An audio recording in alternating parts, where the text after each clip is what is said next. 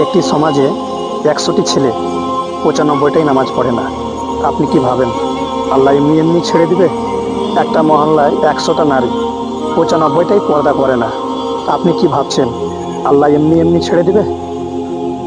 একটা বাজারে ২০০টা ব্যবসায়ী ১৯০টাই কিস্তির লেনদেন করে, সুদের লেনদেন করে, আল্লাহ এমনি ছেড়ে দিবে? কখনো না। একটা মহল্লায় ১০০টা ঘর, আর ১০০টা ঘরেই টেলিভিশন চলে, নগ্ন ছবি চলে, গান বাজনা, নগ্ন ছবি। তো কি এমনি এমনি ছেড়ে দিবে? একটু ভাবেন, ভাবেন আমার মা বোনেরা এবং আমার কাকা ভাইরা।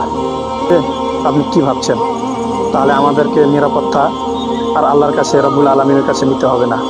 আমাদেরকে নিরাপত্তা নিতে হবে ইংল্যান্ড থেকে, আমাদের নিরাপত্তা নিতে হবে জার্মানি থেকে। আপনি কি ভাবেন আপনাকে কি করে নিরাপত্তা দিবে আল্লাহ? আপনাকে এমনি এমনি ছেড়ে দিবে?